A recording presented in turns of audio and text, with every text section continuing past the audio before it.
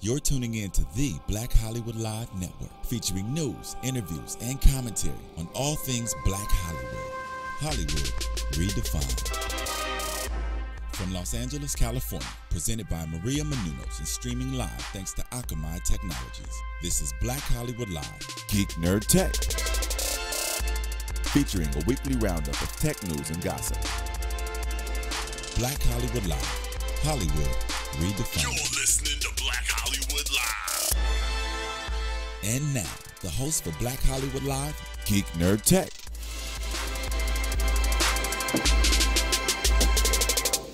Oh, that's us. We're the host for Black Hollywood Live, Geek Nerd Tech. Geek Nerd Tech on Black Hollywood Live, GNT on BHL. I'm here, I'm Joe Braswell. I'm joined, as always, by the light-skinned Gordon Parks, Achilles Shine. Hello, hello all. All right. And the Latino Flash Gordon. I don't know. Gordon. Work on it, Nando. Nando Bell. Nando Velasquez. How you doing, Nando? Yeah, what's up? How you doing? And me, I'm the dark-skinned Gordon Jump. I don't know. From Gordon Lightfoot. From TV's WKRP in Cincinnati. Oh. Mr. Carlson. Mr. Penis Flytrap. No, that's Tim Reed. Oh, okay, never mind. If you're going to be a nerd on the Nerd Show, you better get your nerd. Penis Flytrap was in WKRP in Cincinnati. Yeah, he was. All right. But he's played by Tim Reed. Okay. Gordon Jump was Mr. Carlson. That's right. He was played the owner. by. Yes, he was the station owner. Yeah, he was a station General owner. manager. Who was, yeah, exactly. Yes, we're old. No one knows what the F we were talking about. I don't know what the hell you're talking about. WKRP in Cincinnati. Sorry, bro. I'm from LA, bro. You're from Back when LA. radio was a big deal. Back when radio's a big deal. Yeah. You're just a baby, and I was Just a boy. Nanda was 30. Anyway, Thanks. it's all right. Welcome to Geek Nerd Tech. It's our version of geek culture, nerd culture, and tech culture from a perspective of. From our perspective, from a culturally diverse perspective, we talk about all the time. We know and think that us as minorities and Latinos and African Americans and everyone in this room and beyond are large consumers of nerd culture and geek culture and tech culture, and so we want to try to do a show that gives it our perspective, our perspective on these things, especially the nerd and the geek side. So that's what we're doing. Every week we're going to try to have some new tech devices to sort of talk about, some things to sort of review. We're going to go out in the world and try some things out or read about some things and try to tell you guys what you should be buying, what you shouldn't be buying, what you should have, or what you shouldn't have. We're also going to be talking about our favorite tech stories of the week every week. We'll try to do that. But most of all, we're going to have guests. We're going to have guests in studio and on the phone every week. It's mostly going to be sort of a guest-driven interview show. We can actually have the opportunity to talk up to people who are in the world of nerd culture and geek culture and tech culture. But that's not going to happen today because we do not have a guest, so it's just us, which is good. But I do want to talk about, there's lots to talk about here. I want to jump right into our tech stories of the week. I want to jump into, there's a few things to talk about. I mean, Akili, what did you have this week? What did you want to talk about? Man, I wanted to touch on the Obamacare, man. I'm a big fan of Barack Obama, and being the guy that's, a millennial, and a lot of my friends in peer group, they don't have health insurance. And so this big momentous occasion of being able to have health insurance across the board for everyone, and then looking at the platform that was developed and how glitch heavy it is kind of a big disappointment. Right. You go to the site, you search for a plan, and you can't input information, you can't get information. It's just all jacked up, it's all messed up. And I think that was a big thing in the news because Obama's getting a lot of scrutiny because he finally got it passed legally, and the right side of Congress is really giving him shit for it. Right. And so it's just disappointing because we want him to win. We want this to be a victorious situation, but it's just not being managed right. Well, I mean, that's the thing. I think not everyone wants him to win, clearly. I said we. Okay. Not everyone wants him to win. But yeah, this is a real problem, real shame. And, I mean, not to get overly political on the show, but, it's a real shame because this is a situation where we fought very hard to get healthcare, which is a fundamental thing that most Americans agree that we want. But to have this thing be implemented and have it be really sort of, marred by this huge technical hiccup is really a shame. Especially this is the day and age where in the day and age of the Homeland Security and NSA and they can listen to every phone call. They can have a drone fly over your house and drop a bomb while you go to the bathroom, whatever you're doing. Like in this day and age, they can see and know everything everything, I think that this level of a technological sort of mishap, I don't call it a fail, is really inexcusable. I mean, for a rollout, it is a fail because you got to think they had 2.5 years to develop this. They spent over $300 million to build this. 6 different companies were contracted to make this work. Wow. And for before it was, launched, they had, the site crash with only a few hundred people on the site. Right. And so is that server issues? Because it's like usually, when something hits demand, it's like what the server issues? Why do they crash, and why weren't they ready for it? from my research, it sounds like it's a coding issue. It doesn't sound like it's a traffic issue, even though 20 million people have visited the site in the first 3 weeks. Like, people are saying it's a coding issue. When you type in your information or you're searching for things, it's just the things aren't popping up. Right. So I think that's the biggest problem. Well, that's inexcusable. Infrastructure. Well, that's inexcusable because you can make the excuse of like, oh, well, the servers, we weren't ready for the volume, and which is also not, it's kind of bullshit to a certain degree. But at least then you can feel like, well, they weren't ready for all the people, and that's good news. But to say that like we were actually ready for the people, but when they got there, it wasn't coded right, which means that the infrastructure wasn't right, and which means that it wasn't actually put together properly, is inexcusable. I don't know, Nando. What do you think? I mean, you're a Republican. Dang. What? I don't know. Calling me out like that? I don't know. You libertarian, I have you. no idea what your political I have no affiliation idea. is. Yeah, thanks a lot. No, I Brain know. pot. Now our friendship is done. You're a geekitarian. I'm a geekitarian. Well, look, I think when Achilles says we, I think he's speaking for all three of us at least, as opposed to a lot of other people right now who really benefit from this package. Right. And if anything, I mean, it's a bit appalling. I mean, it's just, I know we're going to talk a little bit more about other political things later on in the show. Sure. But I just think it's just, it's a no-brainer. Right. I know I'm not saying much. I'm being very vague on this. No. But I'm just more interested in how of that. Well, okay. There's one thing that I do know. So it is. We should say that in the states there is something to agree that in the states where people are sort of pro-Obamacare. It seems to be working. Like here in California, there's less problems. In other states, there's less problems.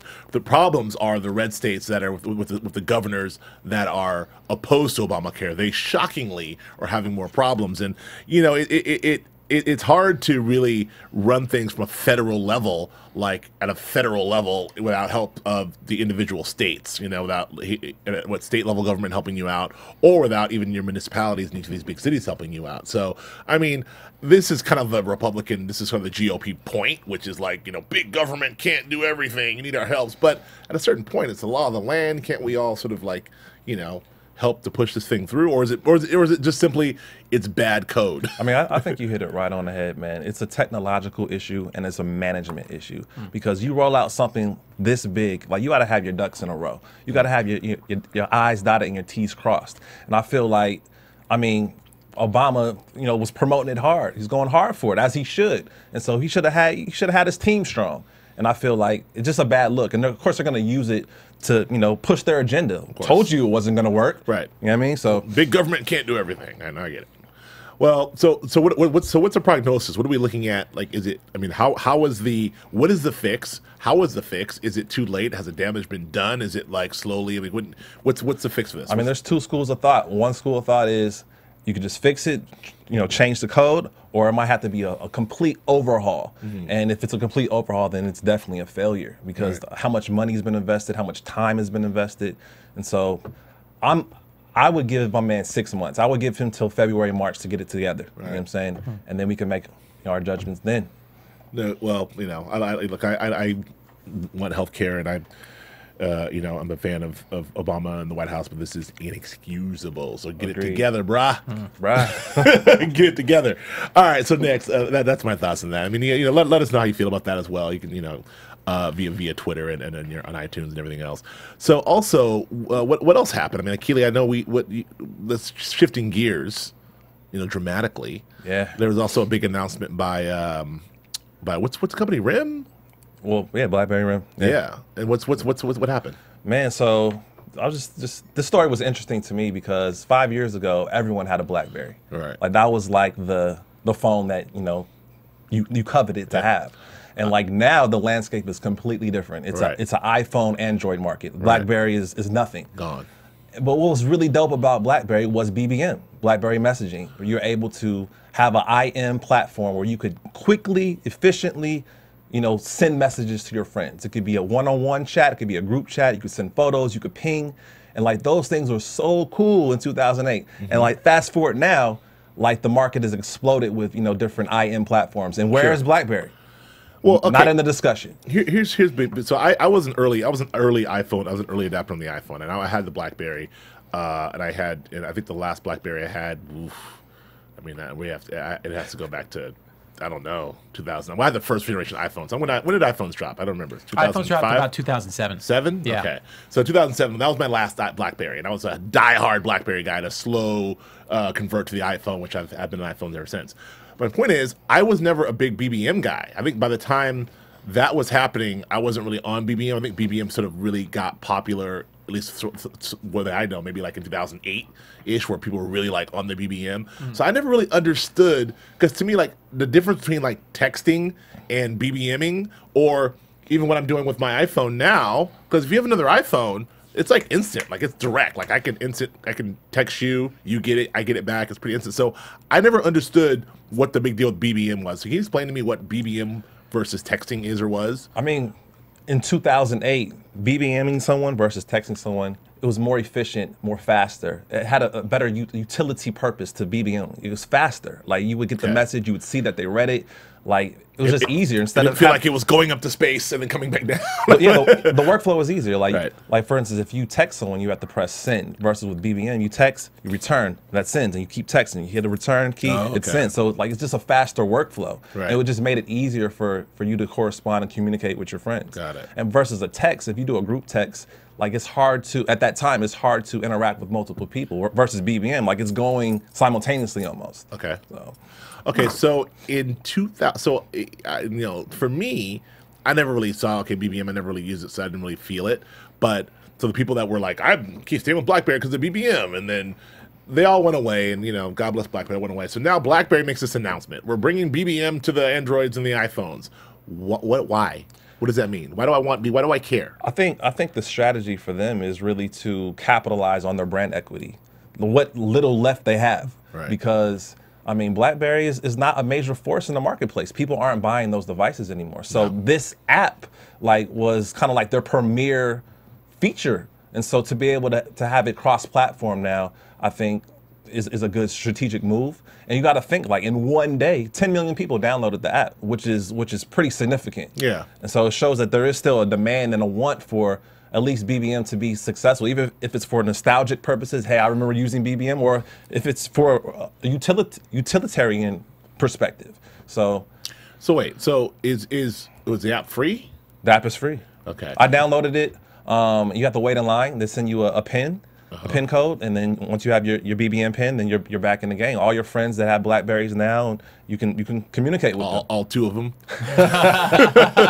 Nando, were you a BlackBerry guy? I was not a BlackBerry guy. What did you go I from? remember BlackBerry. You went from the old flip phone? I went from the dial I went rotary? from the StarTech. Oh, the StarTech. The sidekick. No. You know when Palm started making their phones? Oh, yeah. I went actually from the Palm, which I love the organization of doing that. And you had the That's right. stylus out. Oh, the stylus. I went okay. from that to the iPhone. I remember those. Yeah. So you were an early adapter in the other way, like because you already went the stylus. Exactly. I love those phones too. I Yeah. didn't get those though. No.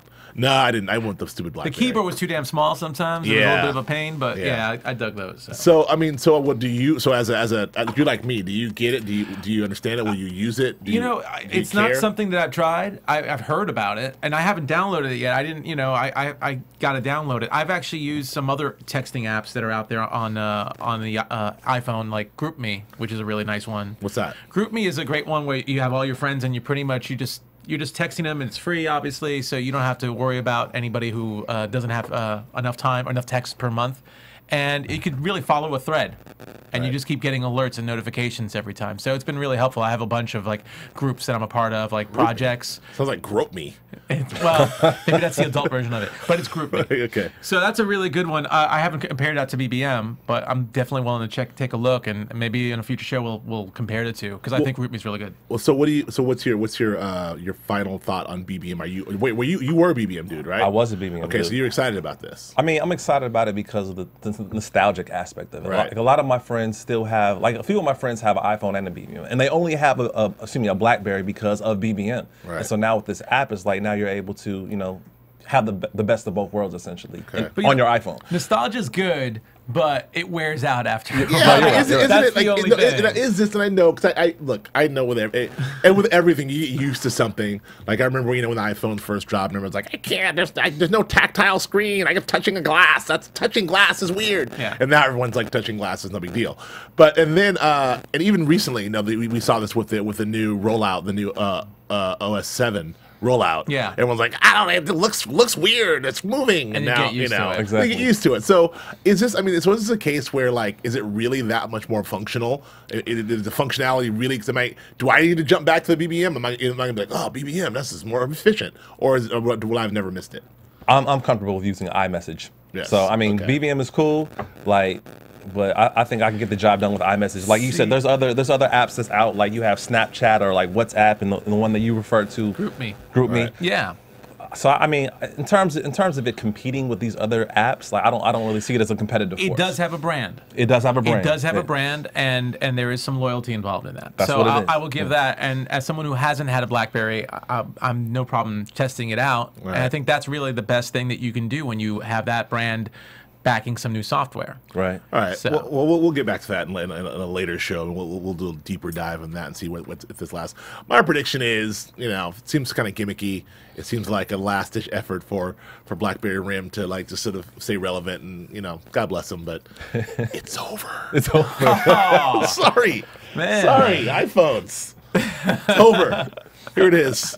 All right. So, Nando, what do you got? What do you got for us? Well, I wanted to talk about, speaking of Apple, speaking of iPhones, Right. Apple had a big announcement yesterday, and I'm sure we'll talk a little bit about the iPads, but we're going to talk about Mavericks because that's the new operating system, the latest update from Apple. It's named after a beach out in Northern California. They ran out of cats.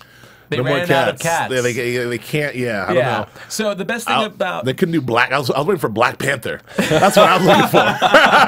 I'm like, it's coming. that would have been awesome. I think that Io. would have been. I could see the marketing for that would have been really That is strong. hilarious. That would have been I really awesome. wanted Black Panther, but we did tiger, lion, snow leopard. Yeah. I don't know. What else we have? What was it? Mountain lion. Mountain lion is the last one. Last one. Yeah. No Black Panther. I was holding out for the Black Panther. Puma would have been good All right. too. Puma would have been good. Nah, that's already a brand. We should. They should. I wanted them to run out of cats, so they have to go like tabby, Yeah. spotted, Siamese. Siamese, Cheshire, all that stuff. Cheshire. Well, what's the name of the Paul Abdul animated cat? MC Scat Cat. Yeah, I would Yes. love World's- IO MC Scat Cat. That would World's be great. greatest animated rapper. There you go. Awesome. not So at all. anyway, Worst. so Mavericks was available as of Tuesday this week, and it was the first one in quite a while that has been free. It's been a free update, Yes. which is something everyone loves. It's obviously been the fastest downloaded operating system on Mac Yes. because of that. Mountain Lion last year, I believe, was $3.99. 20. Yeah, $3.99. Yes. So last year's, I think, Mountain Lion was $20, and that's usually about the price that you have to pay to get them. So you could just go to the App Store and download it, like the screen that we have up for those of you watching on YouTube. It's pretty much, and it's a pretty easy download. Full disclosure, I did not download Mountain Lion. No, I did not download Mountain Lion okay. because I didn't want to pay $20 last year, and it Right. wasn't much of an upgrade. So this is more or less my impressions going from Lion to Mavericks. Sure. But I really enjoy it. The most important thing about it, and I see the OS systems are doing this more and more, is the battery life's improved. It's Yeah. amazing just doing just the works that they do inside with the processing and everything, that they can actually improve the battery life. And even more so, if you have a MacBook, if you have a portable, and you click on the battery life, well, obviously, if you have a battery life, you're not plugged in. If you click or hover over the battery sign, not only does it tell you how much battery life you have left, but it tells you what apps are using up the most energy. That's So tight. you can just say, oh man, I didn't realize I left iMovie on. Let me turn that off. It's taking up a lot of my energy. I need to keep this on. That's how the iPhone is too. Like if you have a lot of apps open, like it sucks the battery. So that's why they tell you to close the apps. That's why I tell you to close the apps all the time. But that now for this, at least it's great because you know exactly what apps if you need to have certain apps on and you're nowhere near a charger, you know what to shut off to at least save some more battery life. I love the idea, like it just to piggyback on that. And I downloaded it 2 nights ago. Yeah. Mavericks, and I did have Mountain Lion, and I like the difference. I like that it's free. Yeah. I do like that. That's a big difference. But I do like the difference. But I really am sort of amazed and fascinated by the innovation. You know, we're talking about the opposite of what happened with with Obama. Why didn't they call Tim Cook? Why didn't Obama call Tim Cook? And Jonathan Ivey, whatever his name is. Yeah. These guys seem to get it right every damn time. Anyway, I don't understand that. But I do love the fact that they're making these innovations via software. Like, in other words, you can affect your hardware, like your battery life, as you just said, by them just making these gigantic software tweaks and increasing your battery life. I mean, really, to get without getting too technical, because I might mess it up anyway. It's Geek Nerd Tech, but it's just really about the way that the machine works, like just the processing itself. You're not changing anything else other than just a couple of formulas in there, right? Which is really smart for them to do. And I think that's one thing that I do like about Apple. Yeah, one of the things they do every single keynote and every rollout is one of their high priorities every time is how can we extend battery life? Efficiency. Yeah, efficiency. It's all about efficiency. Efficiency every time. Let's get smaller.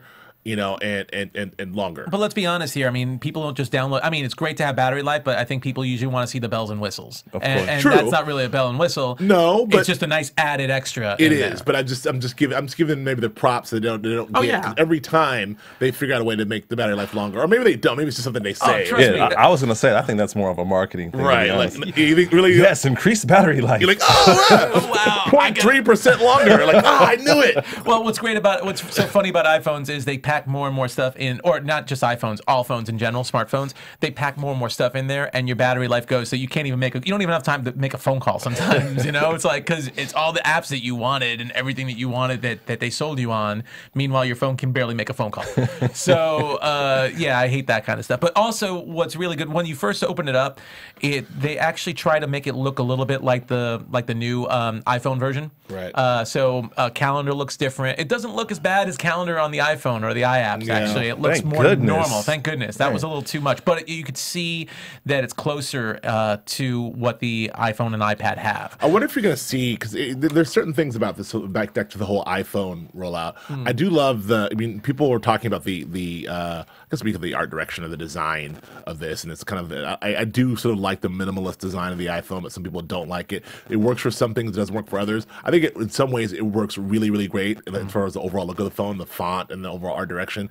But on the calendar, it seems like a massive fail. I wonder if they're going to be able to have some sort of thing where you can adjust to the old calendar, or you can maybe there's a third-party app you can get, because I agree the calendar function. Well, there's definitely third-party apps. There are always third-party apps for everything, because Apple never really gives you a choice on their look. But there's always somebody out there. So I would just suggest looking on the App Store. I haven't really looked for any myself, but I'm sure there are. I know Tempo Calendar on the iPhone is a good one. There's some other stuff. But let me just quickly mention a couple of the other things, because there are really some cool ones. First of all, Safari now is integrated with Twitter and LinkedIn, and I think it's good. Not yet with Facebook, but it's about to be. If you use the reading list on Safari, which is a great thing when you have something, you see something to read and you want to save it. They have another one called Shared Links now, which is all the links that your friend network share. So you could actually go into that file and see all the links that your friends were tweeting out or putting on LinkedIn, for example, or Facebook. So that's really helpful. Twitter, there's a lot of integration. The notifications. Is that a feed? Wait, explain, how's that work? It's kind of like a feed. So you click on the thing over here, and it'll give me a feed of every. So on my Twitter feed, when people are like, "Check this out," it'll appear. It's on Safari. Yeah, you can just pull up a list of them on Safari. Amazing. So it's integrated in that, as well as also everything's really integrated really, really well. It's very smooth.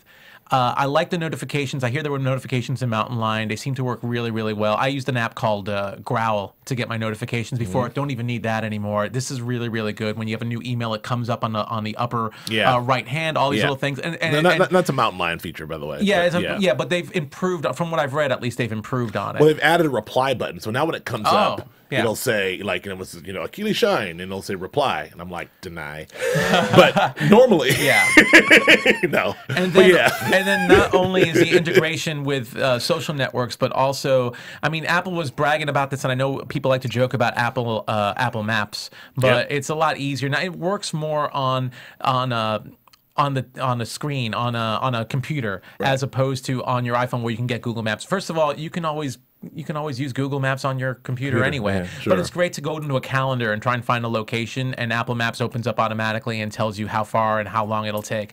The other thing they promoted that on the surface doesn't seem that big a deal is iBooks, but it actually is really good on your laptop. Really? For iBooks, yeah. Well, I mean, most I've people never iBooks never did it for me. Well, like, here's it never the thing. quite. Do you read at all? Do you use a Kindle? Do you use any of those things? Do you read it all? Do you read? Read. Words, Yes, paragraphs, I don't sentences, know. I don't know what you're punctuation? No, yeah, I do. Yeah, I do read. All right. Naked Well, Endo. here's the thing. I mean, if you use Apple's been promoting iBooks as more of a textbook application for students, which is Right. great for them. Right. And what this causes is if you open up, let's say, something in iBooks, you can highlight stuff, you can move it to another thing, you can put it on an email, you can put it in notes, you can start looking at other things. It's more interactive on the computer than it would be, let's say, reading your Kindle or pulling something up on your iPad. Isn't it already like that on the iPad? It is up to a certain point, but there's a lot more you can do on the laptop. So it is actually an interesting feature. I don't think it's a feature that people go, oh my God, I want to get iBooks. Let me just download this thing right now. I think the Safari functions and also the Finder functions are really good. Finder windows you can now put in different tabs, Right. like you're in Safari. So it's great. You can just switch from tab to tab really easily. Organizationally, if you're a power user, it's really, really good. How do you feel about it? Just the last one, we'll move on from this, but how do you feel it's doing? Because we've always had them in since 1980.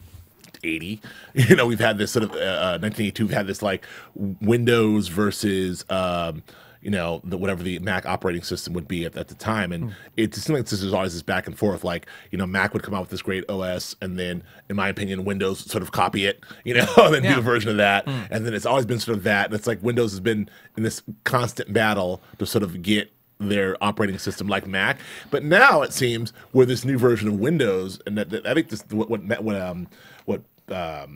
Microsoft has done with this whole new platform with Windows that's integrated the same on your smartphones as it is on your computers, as it is on your Xbox. I love that. Now I'm not a Mac. I'm not a PC user at all, except for Xbox. But I love that. And it seems like Apple is trying to go more towards that. Is that? Do you find that, or do you think this is still a different thing? I think they're starting to get a little more similar. I can agree with that, but I think Apple still is very, in its own place. Yeah, exactly. Absolutely. I think they're very innovative. And like when I look at the operating system for a PC versus Mac, like to me the Mac is way more cleaner. It's more sophisticated. Sure. It's more intuitive especially for a creative. Like I feel like it's perfect for a creative versus a PC is more for like a student or maybe for like a parent or more or a kid so. And again, it really this operating system really simplifies things as far as social networks and using maps. It really is cleaner and simpler right now. And the last question, how is Apple Maps doing for you? Because I'm actually getting used to it. Like I'm actually, I was really like, this is the worst thing ever. I mean, for my phone, they've made a lot of improvements on it, and they really keep improving on the phone. I'm really kind of okay with it now. I'll tell you right now, I do not use Apple, and once in a while I'll use Google because ever since they allowed us to now download Google, I have that. But I use one called Waze, WAZE. Yes, I love which that. is really awesome, and I'm really looking to see if Apple and Google start jumping on to some of the features that Waze has because it's really good. It's a social networking site that really gets you places a lot faster. It gives you updates. It tells you where your friends are on the road. If you're going to the same place with multiple people on Waze, like let's say you and me, like the three of us were going someplace, and I got there first, I can go on Waze and see, Joe Braswell's going to be late. Hey. I can see that. So Shots fired. Shots fired by Dando. but it's really cool. Or I can send a message to you. Of course, you're driving, you can't look at it. But Waze is a really, really good app. So if you have a mobile device, I think it's for Android and iPhone, Waze, WAZE. Let me ask this. Why do you guys think in the landscape today that Apple dropped this operating system for free versus all the previous, rollouts you had to pay? Why do you think this time it was free? For that very reason. I think that they've getting, well, when they rolled out the iPhone C and the iPhone 5S, like Wall Street sort of reacted negatively because the price points were still up. I think that what people are expecting from Apple, which never friggin' happens, is that they'll roll out a new product and the price points will drop. And that's one of the things they always try to work on. They always try to do this trick where, like, here's the new thing, it's $1 bajillion, but here's the old crappy thing, but it's only $99 now. But so they do that. So I think Apple gets a lot of heat for their price points, especially in comparison. Yeah. So I think this is their way of being like, hey, we can give free shit too. I think it's a little bit more than that. I think it's also just taking the thunder away from Windows 8.1, which is not True. a major update, but it just takes away the pressure from Windows. And then also, it did get some heat. Apple did get some heat for their new iOS because of the look. Right. Yeah. And you know what?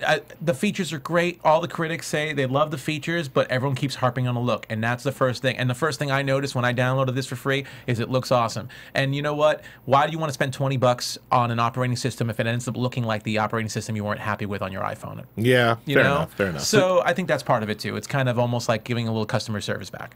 Right. You don't see it as a lack of domination or kind of like a retraction, like in terms of their positioning in the Oh, marketplace. they're retreating like, oh, here's some free stuff, like us. There's Yeah. a little bit of that, but I think it's it's just good sense right now. Plus, it was a great time to piggyback that off of their other announcements. I think that, like, before we move on here, I do think that, Apple, since the passing of Steve Jobs, I mean, it's been, heavily reported, and that Apple is sort of like seems to be slipping creatively and seems to be slipping in the marketplace. But companies like Samsung and Motorola and these other companies are really gaining ground, and Google and software companies like Microsoft, Google. So it is kind of hard. It's actually hard for a company like Apple. You think that they're one company, they're fending off like everyone else. It's not like Apple versus Microsoft anymore. It's Apple versus Microsoft, and Apple versus Google, and Apple versus Samsung, and Apple versus Motorola, and Apple versus RIM, BlackBerry, which they won that one. But so like it's I think all that being said, they're still doing a good job. I mean, it's kind of a hard thing. I'm saying it as a diehard Mac guy, but I don't know. We're all Mac users. But speaking of Mac, we'll thank you for joining us on one of their platforms, iTunes. Which is a wonderful way to get this show. If you're listening to us now, you probably downloaded this on iTunes, and thank you very much for doing so. We appreciate it. Please rate us. We're a new show. This is show number 2. We have lots more to do. We're finding our way, but we're going to get there and be able to deliver you the best content we possibly can. So please give us your feedback and rate us on iTunes, 1 through 5, preferably 5, and check us out again on BlackHollywoodLive.com as well. So that's what I have to say about that. I wanted to talk about this whole Don Yelton controversy, man. So if you watch, let me just a little background here. So the Daily Show, Jon Stewart did a great piece. One of the normal sort of like Daily Show type pieces where they took Asif. Oh God, I pronounce his name. I can't pronounce it. Asif Madel. Oh, I can't. Asif. Now I'm I can't pronounce this. Madel. Oh, Asif Mandi. Gosh. Asif Mandi. Asif Mandi. Asif Manvi. Okay, one more time. The Daily Show took their correspondent Asif Manvi and did this great piece. He was really funny. I mean, the Daily Show is known for all they've launched a lot of great comedians out of their correspondent spot, from obviously Steve Carell and Steve Colbert and Ed Helms, and more, like just a ton of people. John Oliver, yeah. So Asif Manvi is like he's great too, and if you don't know who he is, check him out. He's doing his thing. So he did this great piece where he interviewed. We talked about the Voter Suppression Act, right? Not the Voter Suppression Act, the Voting Rights Act, which was passed in the 60s, 1965, to help. Basically, with discrimination against suppression and discrimination against people of color voting, and the Supreme Court recently just sort of struck that down, saying like basically, effectively, racism is over and there's no need for this rule. Everything's equal now. So he went out and he talked to Representative John Lewis, who was a civil rights activist and has been around forever in the civil rights game since before the 60s with Martin Luther King and other. And he also went and talked to Mr. GOP North Carolina precinct GOP chair Don Yelton. And my man Don Yelton, he's up on the screen now, said a few things that probably... He's your man? Your man, Donnie Man, Elton? he said that, bro. Are you his friend? I Are you the heard him. friend? I heard him say that. Are you My man. I didn't hear that. That didn't happen. My man. My main man, we share the same views, Donnie Elton and I. He went on and basically, if you don't see this, we don't have it. If you don't see this, you should check this out. He basically went on and was interviewed and went on to say a bunch of crazy things. And it's like one of these things where, like, I call it the Nathan Jessup, the Colonel Jessup syndrome from A Few Good Men. Like the hubris of Colonel Jessup saying, like, yeah, I did it and I'm doing it. Okay, who's gonna do it? You? Like, I'm out here. That's what I do. Get off me. Very audacious. The audacious. And so he basically what he's saying is, yeah. I mean, shoot, there's black folks are, there every now and then we got one or two of them trying to trying to vote, trying to fraud, do some fraud, but anyway, he went through and he called essentially black folks, lazy, and said that they want to, they want to have the government help them out and pay for them. He, in context, he said, black people use nigger all the time. He said that when he sent out a picture of President Obama and a voodoo doctor thing on Facebook, he posted this picture of President Obama as a voodoo doctor. He said he was just making fun of his white half. That was it's okay because his white half can do that. He said a lot of things, and you see I keep Asif Manvi. He said he had a great line when he's like, we can hear you, right? Like, you're saying these things out loud. Anyway, my point is, a lot of stuff, and I'm completely butchering this whole thing because you should just watch it. But the point is that this happened. The Daily Show put it out. It went viral because it actually aired, and as things do, they air on on broadcast, in this case cable, and then as things do, they go on the internet and they go viral, and this went nuts. And as a result, yesterday, good old Don resigned. And I just think I just want to talk about just how, Well, he was forced to resign. Well, exactly. I mean, I maybe it's the resign on same my thing, own goodwill. But let's just say he was forced to resign. Yeah. Let's just say. I just think this fits right sort of in the social media aspect of the tech side. Is that it also fits in our culture side because you have, look, this is culture and technology and politics intersecting in a really interesting way because you have the Daily Show, which is a comedy show, but obviously a very political comedy show that also uses social media heavily and for satire and social commentary. And when you say things like this on the Daily Show, and you say them to the world, then there'll be consequences. Well, I appreciate your man, Don. Oh, because he spoke with no mirage, and that's what I'd rather know who I'm dealing with. You know what I'm saying? I agree. 100%. I'd rather know how you really think versus being political or using diplomacy to win me over or win someone over. Like that's how he thinks, and he was being transparent. And the way he was interviewed, he had no guard up, and so his mouth got him in trouble. It's really funny because when the Daily Show first came out, when they did these interviews, I think a lot of people didn't know who these people were, these correspondents were. But nowadays, a lot of them welcome it. They welcome it. I mean, and they know they're going to be made fun of in a way, but this is the worst case scenario. Well, it could be good. It's good. It's good to be like people go on Bill Maher all the time. People go on these shows, or like people go on Stewart or go on Colbert because they know it makes them look, it looks like they're in on the joke, and it's fine.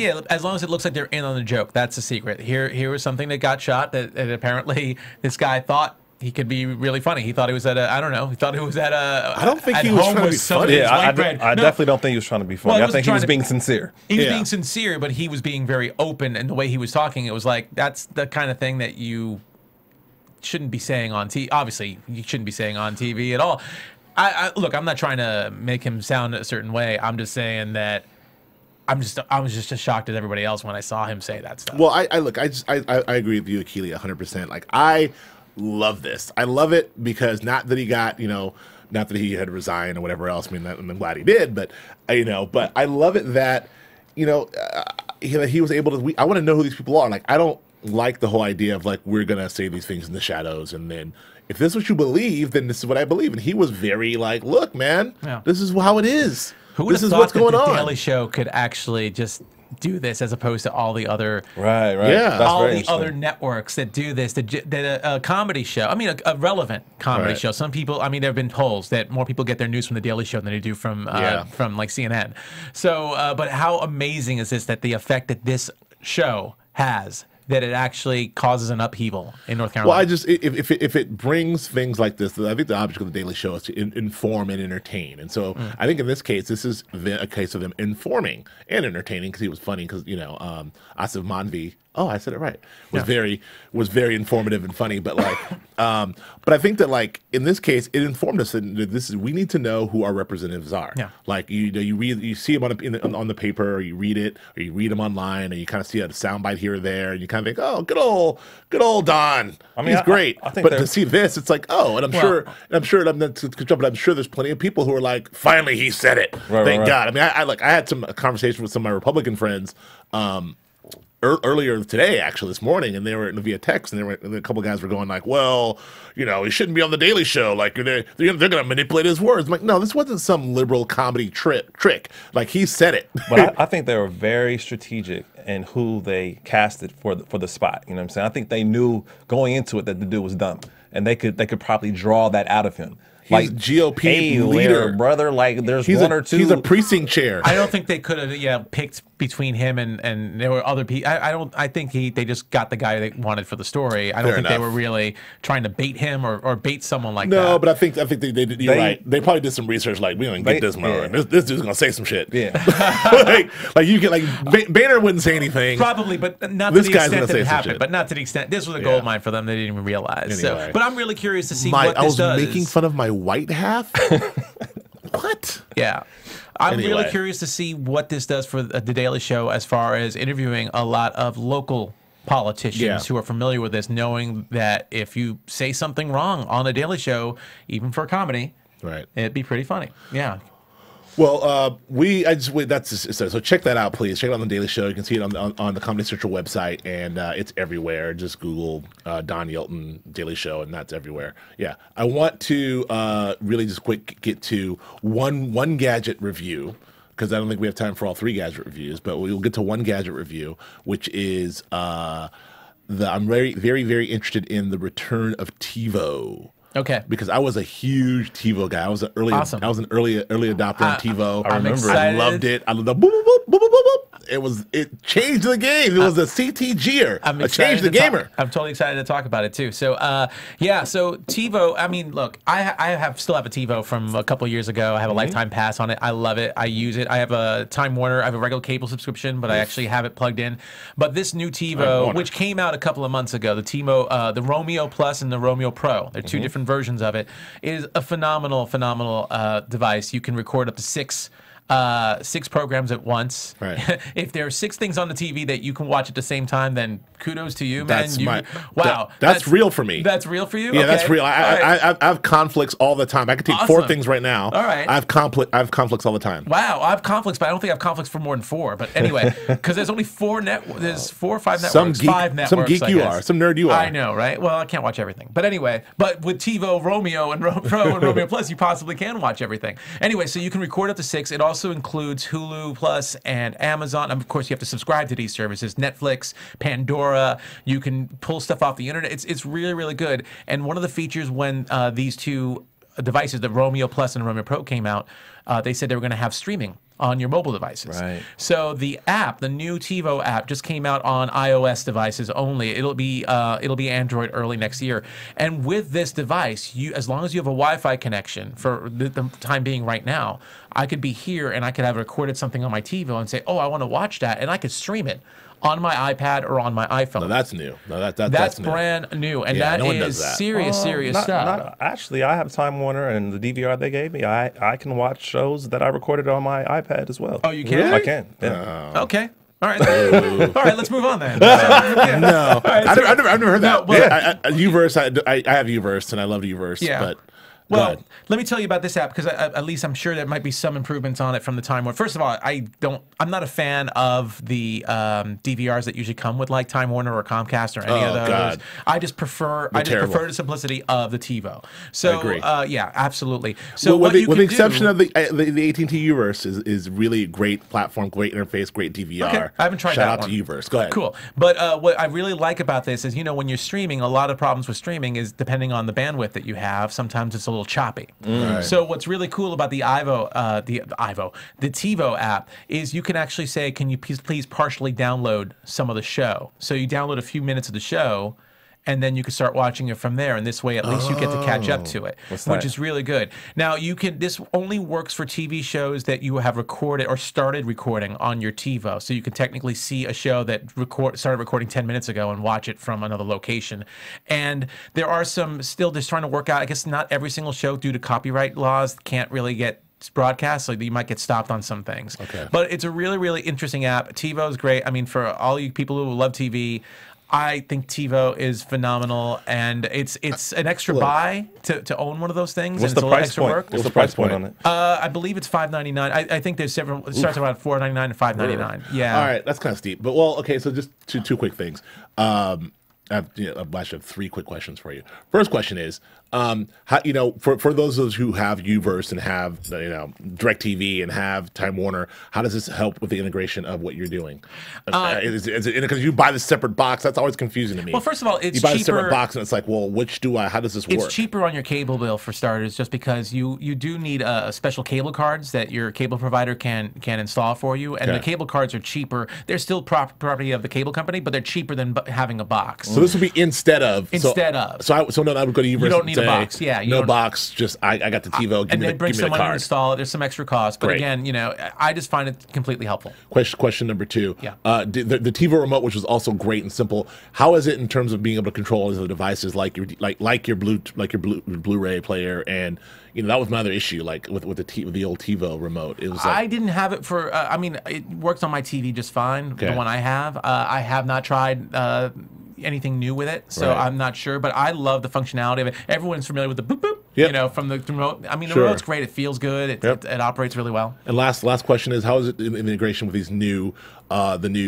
new gigantic platforms that come out, video game platforms that come out, Xbox One and PS4, who have a lot of sort of media. There's a battle to be the main. Everybody wants to be one box in your house. Yeah. So can these things coexist, in your opinion? I mean, they can coexist. I mean, you don't buy an Xbox or PlayStation 4 as of yet, really, to watch media. It's just an added addition. Yeah. So it really is just you have to reserve that for when those two come out, and you to compare the dashboard and ease of getting on these extra sites. Got it. Because I think that's important. I have multiple ways to get on Netflix as well. I prefer it on my iPad as opposed to some of the other ones. I think it really depends on when we see the other ones. Okay, cool.